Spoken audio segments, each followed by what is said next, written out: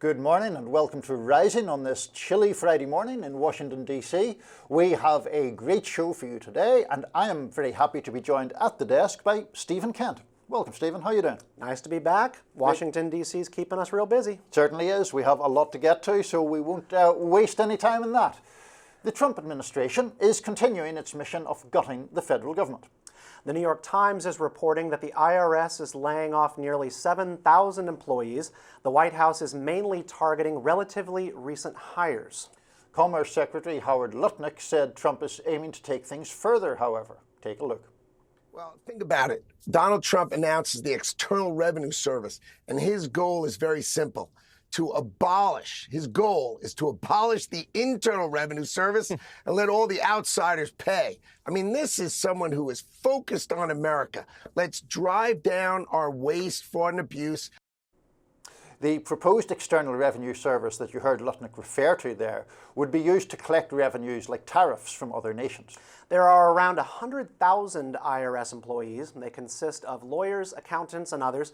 One of the emails employees got from the Times reads, under an executive order, IRS has been directed to terminate probationary employees who are not deemed critical to filing season. We don't have many details that we are permitted to share, but this is all tied to compliance with the executive order. Democratic Senator Adam Schiff of California wrote on Blue Sky, Donald Trump firing about 7,000 IRS workers will mean three things. 1, more tax loopholes for the ultra-wealthy and big corporations. 2, more debt, since IRS agents collect a lot more than they cost. 3, fewer ways to go after big tax cheats. A great day to be a billionaire in America. Political strategist Joey Manarino wrote on X, a Doge dividend would be nice. A tax holiday for 2024 would be nicer. Abolishing the IRS permanently would be the nicest. Former Labour Secretary under President Clinton, Robert Reich, wrote on Blue Sky, for every $1 the IRS spends auditing the top 1%, it can collect $13. For every $1 the IRS spends auditing the top 0.1%, it can collect $26. Laying off 7,000 IRS employees during tax season isn't about efficiency. It's about making it easier for the rich to evade taxes. Headline yesterday, Doge visits the IRS. I think this is from Charlie Kirk by the looks of things. Headline today, IRS expected to lay off thousands starting next week. This is what an action-based administration looks like.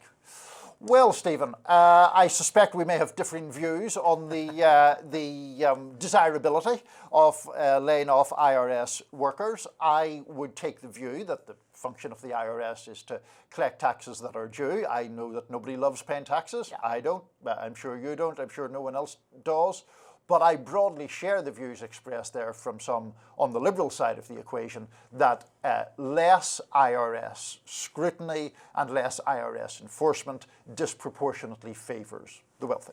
Well, I mean, I'm not so sure that that is the case. You know, I remember back in 2022 when the Biden administration and Congress passed the Inflation Reduction Act, Syracuse University published a pretty useful study that showed just how much the IRS ends up targeting, because it's easier to go through the taxes of poor people, folks who make less than $25,000 a year. If you want to run that through sort of the DEI and racial equity mindset, that ends up being blacks and Latinos predominantly. You know, this is a agency which of course has to collect taxes on every person who owes them, but it is easier to collect on people who make less money. So this talking point always gets kicked back and forth that it's letting the rich off the hook. Well, the rich already know how to get around taxes with every available loophole that is available. It's people who make less who never get away with it. So I would, I guess, push back on that again, because during the phase that you're talking about, which was the Inflation Reduction Act and the debate about adding personnel to the IRS. 87,000, yeah, which was misconstrued in some quarters that the 87,000 were going to be armed agents or something, whereas in fact it was the total. I recall that. The total number of IRS employees. But the point is that at that time, the Treasury noted that the top 1% of earners account for 30% of the unpaid taxes that were properly due. And so the argument there, I think, is pretty plain, that if you have more agents, you have a greater capacity to go after those people, even if they have the economic means to hire accountants or hire people who are better able to try to bring down their tax bill. Of course, you know, at risk of stating the obvious, we have to differentiate between tax avoidance, which the rich are very able to pay for, and tax evasion, which we don't want anyone getting away with, and so that's obviously a problem. Just one final point, I know you want to get in here, but at that time, they were talking about the fact that high net worth individuals and corporations have approximately 4 million tax returns a year. And at that time, the IRS was only able to audit 7,500 of those 4 million. That seems to me a disproportionately low number, and one that we should certainly beef up. No, I think that there's something to be said for that, but you know, we can always put this in perspective of how many IRS employees there have been historically for the past couple of decades. Something that a lot of people tend to miss is that the highest number of IRS employees before this time period that we're in was under the Ronald Reagan administration. There was a huge beef up of like 70,000 employees between 1982 and 1992.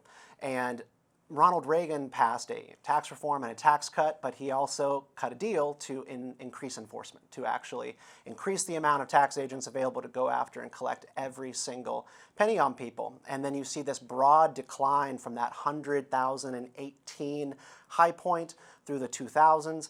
And look, at the end of the day, we cut 15,000 IRS workers by the end of next week in the middle of tax season. It's bad PR, but we're just returning to Obama-era levels of tax enforcement agents. And I don't think anybody would ever say that there was some kind of financial tax collection crisis during Obama's presidency. But the Reagan example, which I frankly wasn't aware of, is interesting, though, because that was obviously at a time when this great champion of conservatism believed that it was consistent with his views, albeit in tandem with a tax cut and tax reform, to beef up enforcement, which is basically my point. Yep, you got to squeeze every dollar out to actually cover all your bills when you're a country that runs the deficits that we do. I respect that entirely, but you know, I just go back to 2022 and the IRA. The idea that the IRS needed to hire a couple tens of thousands more people to go after people for Venmo transactions of $600 or more. I knew you were expecting this. You know, the IRS specializes in going after the little guy. The fact that you sold your couch and made a couple $100 off of it on Venmo, that now you've got the IRS after you in a way that you never did before. The progressives always promise that things are going to target the wealthiest 1%, but that's really hard, and it never happens. I shall give you the last word on that. Coming up on Rising, are there fissures beginning to appear in Trump Inc.? Stay with us.